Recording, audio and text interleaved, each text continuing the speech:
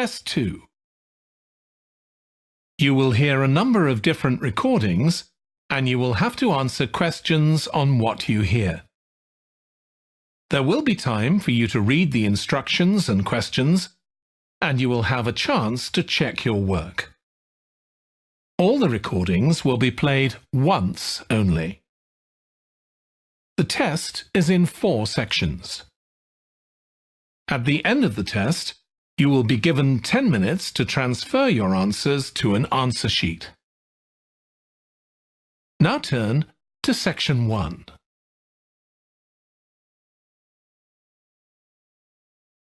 Section 1. You will hear a woman phoning the secretary of a cycling club to find out about becoming a member. First, you have some time to look at questions 1 to 6.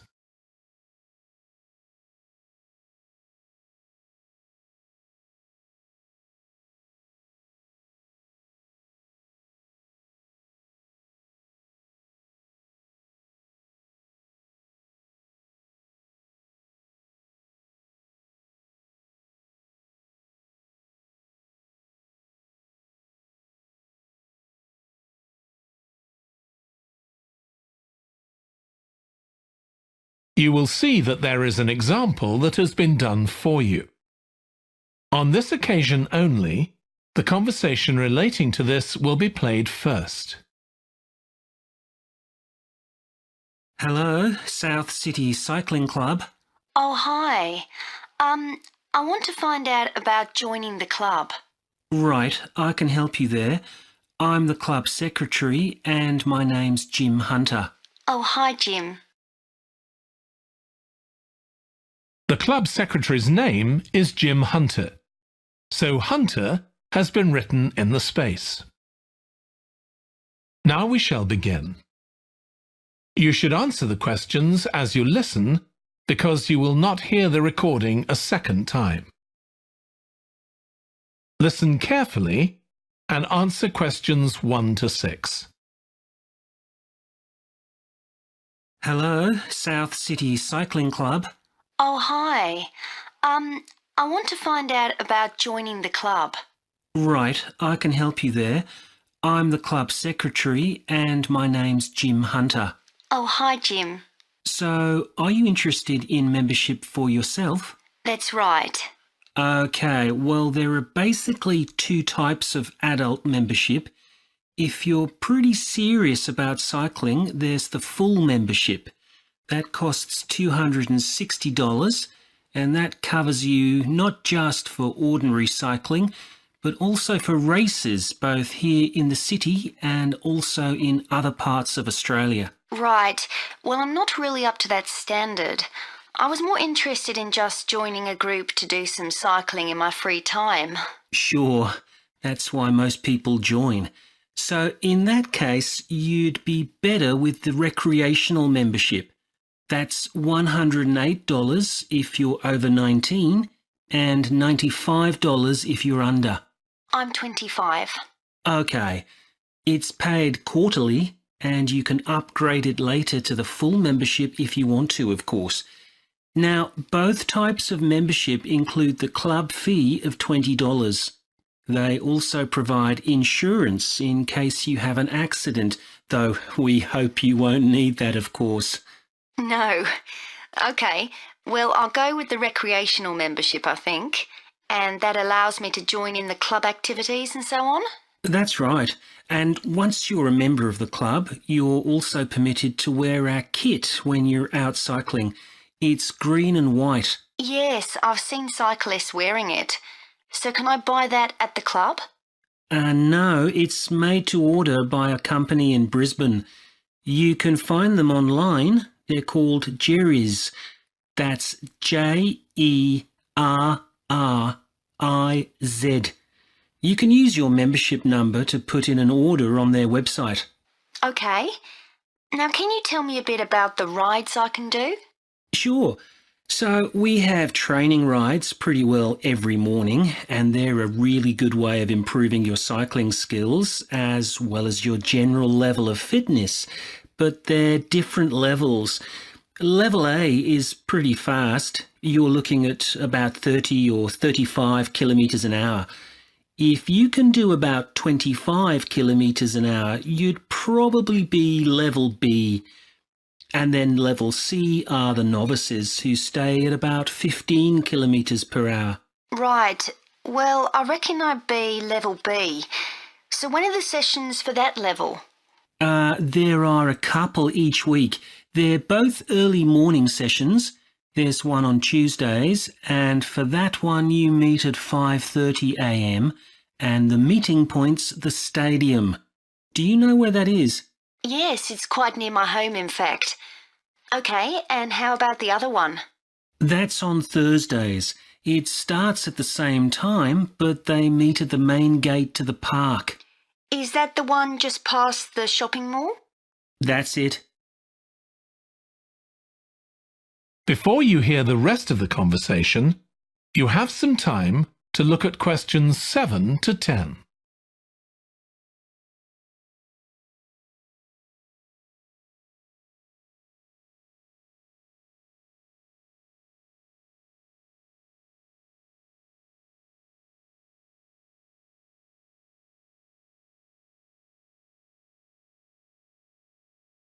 Now listen and answer questions 7 to 10. So how long are the rides? They're about an hour and a half, so if you have a job, it's easy to fit in before you go to work. And the members often go somewhere for coffee afterwards, so it's quite a social event. Okay, that sounds good. I've only just moved to the city, so I don't actually know many people yet. Well, it's a great way to meet people. And does each ride have a leader?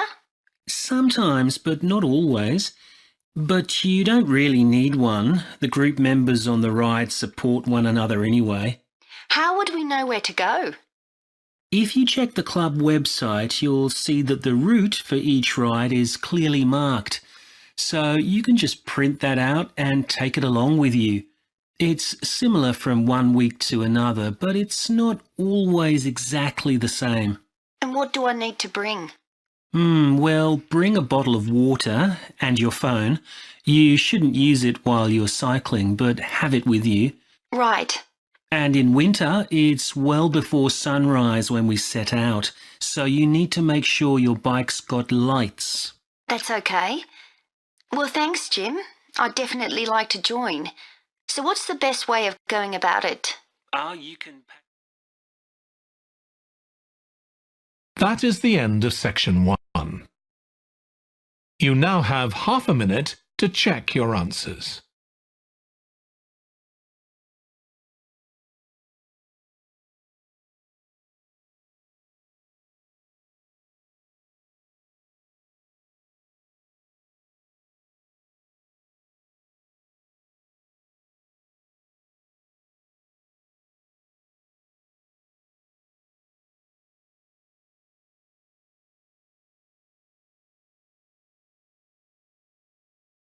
Section 2. You will hear a manager in a company talking to employees about volunteering for charity work. First, you have some time to look at questions 11 to 16.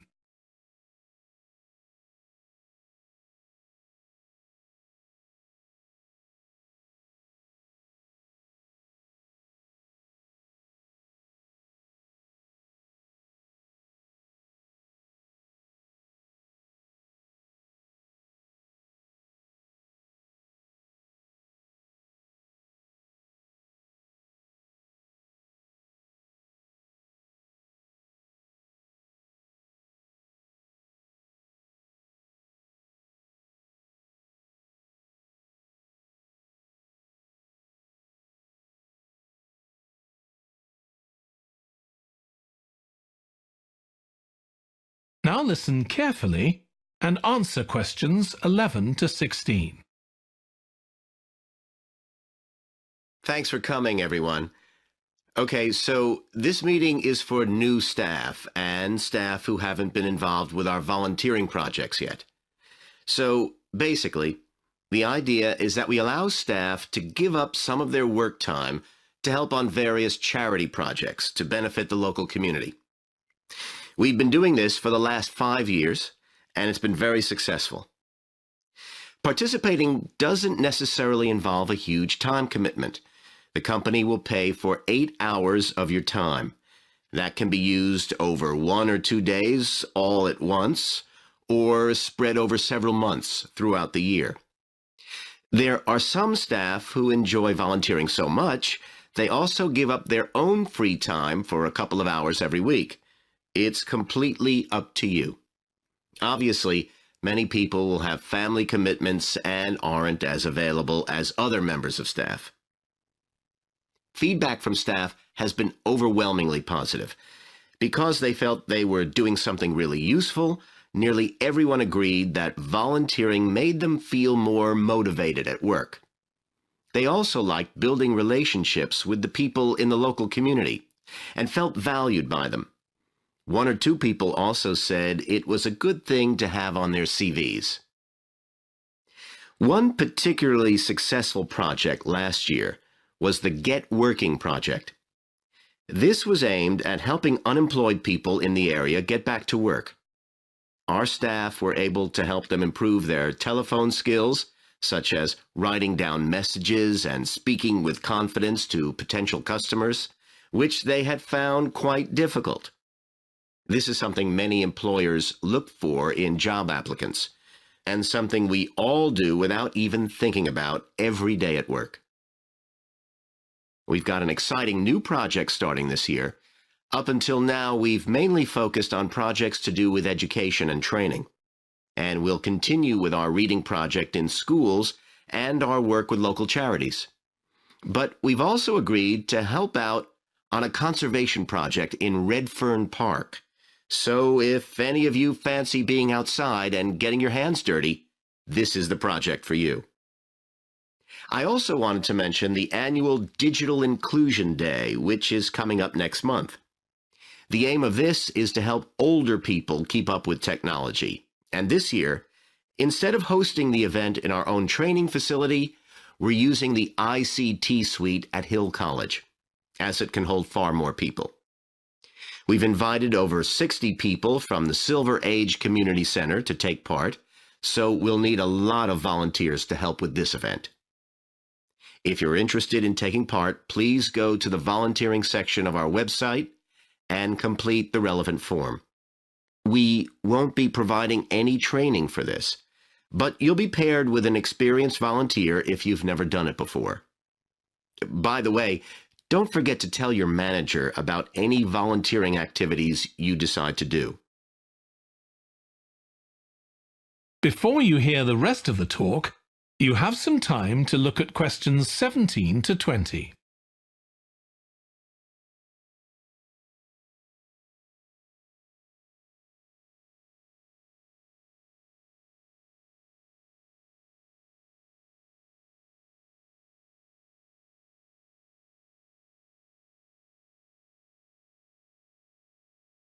Now listen and answer questions 17 to 20. The participants on the Digital Inclusion Day really benefited. The majority were in their 70s, though some were younger, and a few were even in their 90s. Quite a few owned both a computer and a mobile phone, but these tended to be outdated models.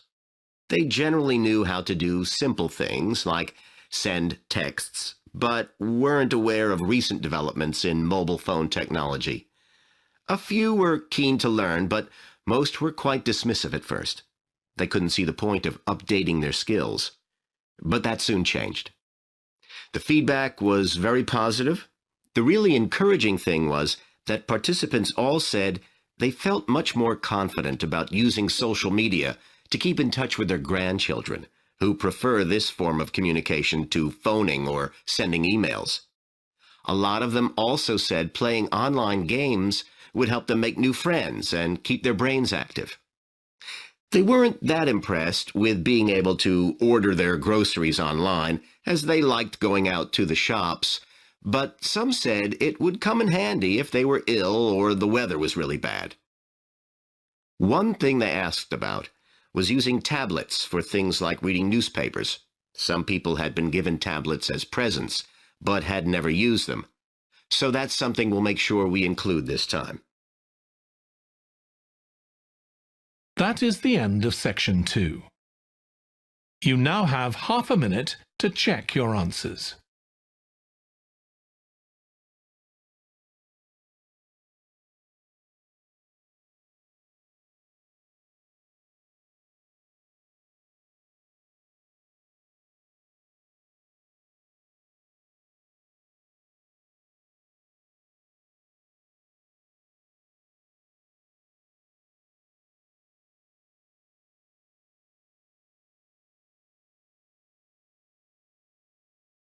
Now turn to section 3. Section 3. You will hear a student called Russ consulting his tutor about a presentation he is preparing on nanotechnology, the study of materials on an extremely small scale. First, you have some time to look at questions 21 to 25.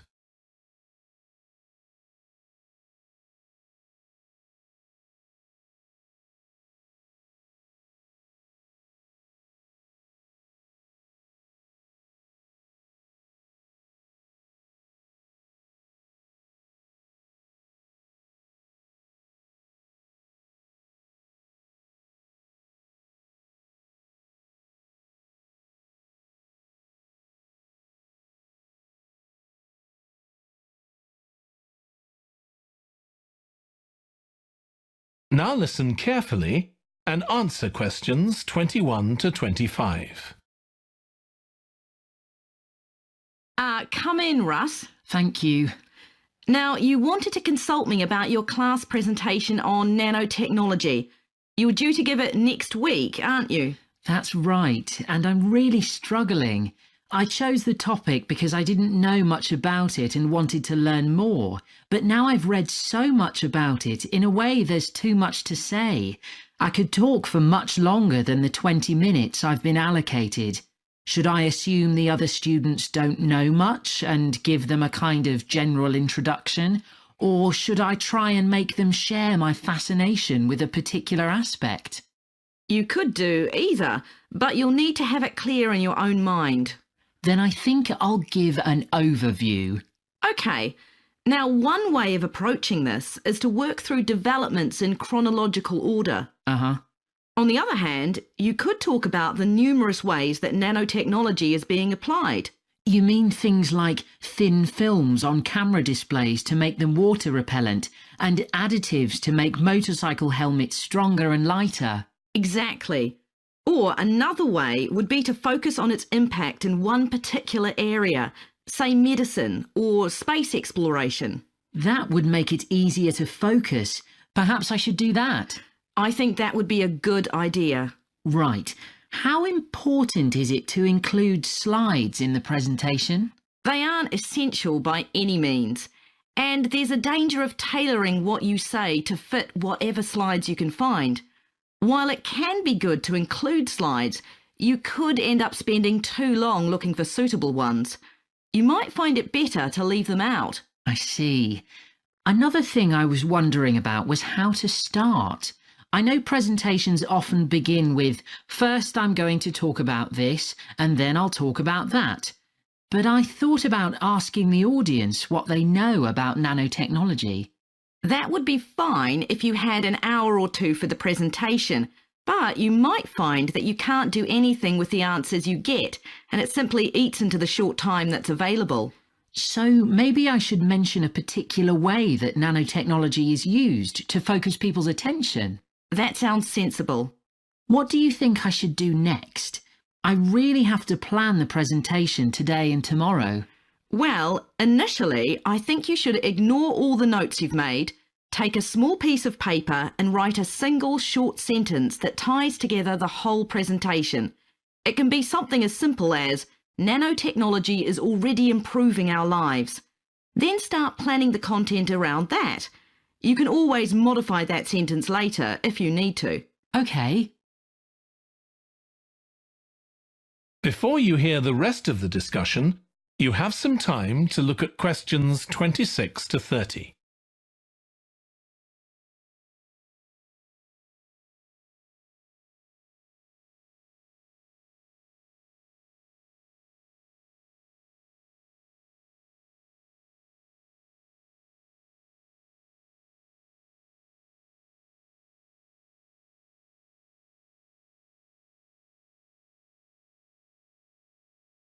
Now listen and answer questions 26 to 30. OK, now let's think about actually giving the presentation. You've only given one before, if I remember correctly, about an experiment you'd been involved in. That's right. It was pretty rubbish. Let's say it was better in some respects than in others. With regard to the structure, I felt that you ended rather abruptly, without rounding it off. Be careful not to do that in next week's presentation. OK. And you made very little eye contact with the audience because you were looking down at your notes most of the time. You need to be looking at the audience and only occasionally glancing at your notes. Your body language was a little odd. Every time you showed a slide, you turned your back on the audience so you could look at it. You should have been looking at your laptop. And you kept scratching your head, so I found myself wondering when you were next going to do that, instead of listening to what you were saying. Oh dear. What did you think of the language? I knew that not everyone was familiar with the subject, so I tried to make it as simple as I could. Yes, that came across. You used a few words that are specific to the field, but you always explained what they meant, so the audience wouldn't have had any difficulty understanding. Uh-huh. I must say, the handouts you prepared were well thought out. They were a good summary of your presentation, which people would have been able to refer to later on. So well done on that. Thank you. Well, I hope that helps you with next week's presentation. Yes, it will. Thanks a lot. I'll look forward to seeing a big improvement then. That is the end of section 3. You now have half a minute to check your answers.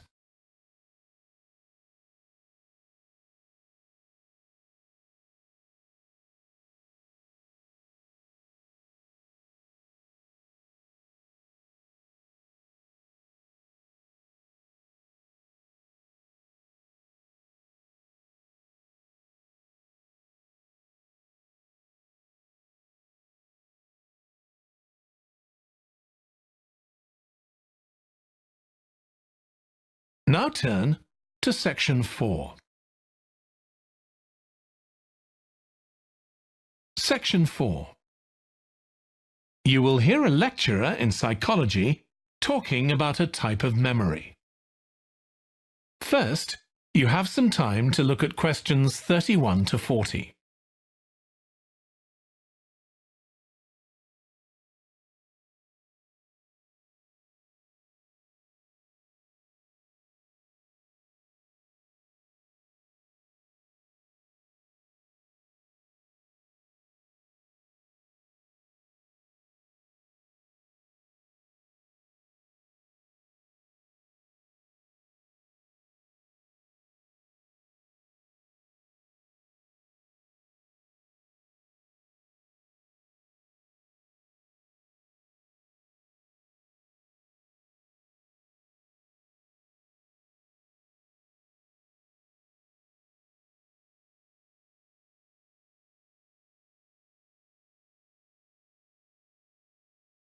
Now listen carefully and answer questions 31 to 40. Today, we'll be continuing the series of lectures on memory by focusing on what is called episodic memory and what can happen if this is not working properly. Episodic memory refers to the memory of an event or episode. Episodic memories allow us to mentally travel back in time to an event from the past. Episodic memories include various details about these events. For example, when an event happened and other information such as the location. To help understand this concept, try to remember the last time you ate dinner at a restaurant. The ability to remember where you ate, who you were with, and the items you ordered are all features of an episodic memory. Episodic memory is distinct from another type of memory called semantic memory. This is the type of factual memory that we have in common with everyone else. That is your general knowledge of the world. To build upon a previous example, remembering where you parked your car is an example of episodic memory. But your understanding of what a car is and how an engine works are examples of semantic memory. Unlike episodic memory, semantic memory isn't dependent on recalling personal experiences. Episodic memory can be thought of as a process with several different steps of memory processing: encoding, consolidation, and retrieval. The initial step is called encoding. This involves the process of receiving and registering information which is necessary for creating memories of information or events that you experience. The degree to which you can successfully encode information depends on the level of attention you give to an event while it's actually happening. Being distracted can make effective encoding very difficult. Encoding of episodic memories is also influenced by how you process the event. For example, if you were introduced to someone called Charlie, you might make the connection that your uncle has the same name.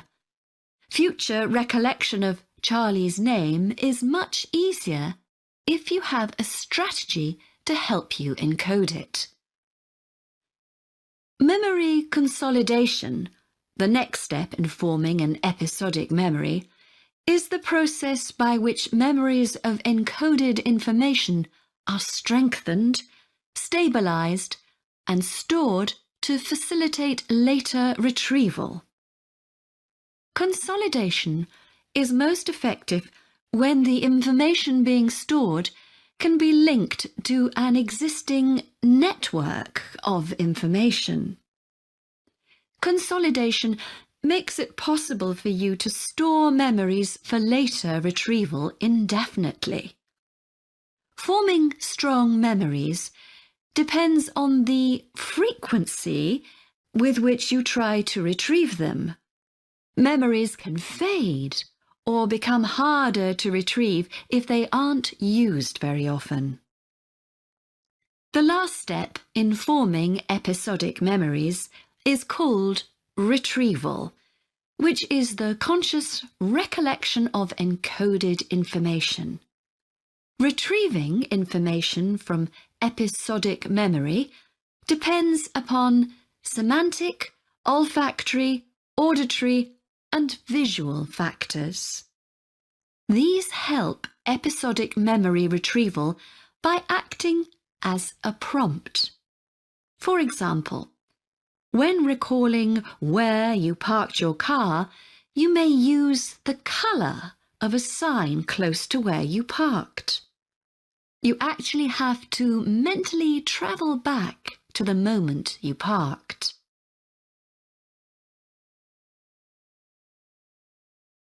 There are a wide range of neurological diseases and conditions that can affect episodic memory.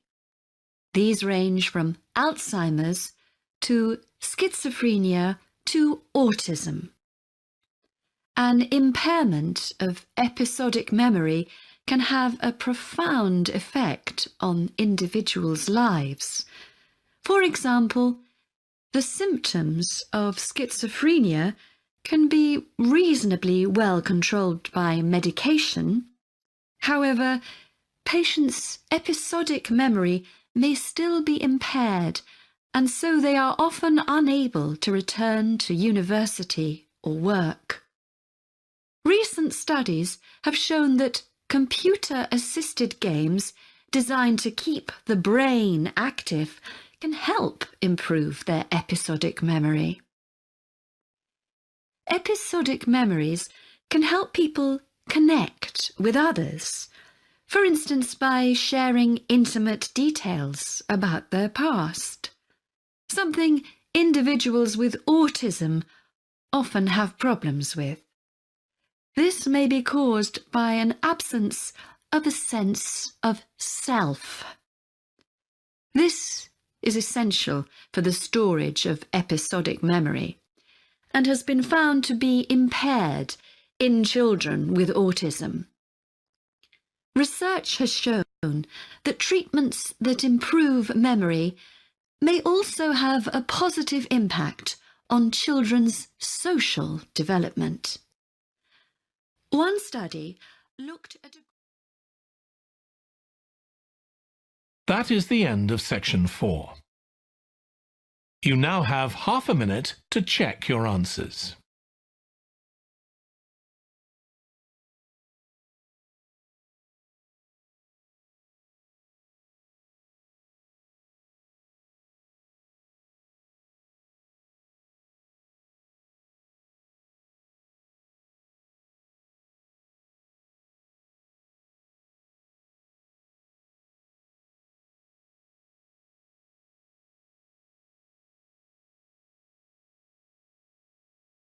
That is the end of the listening test.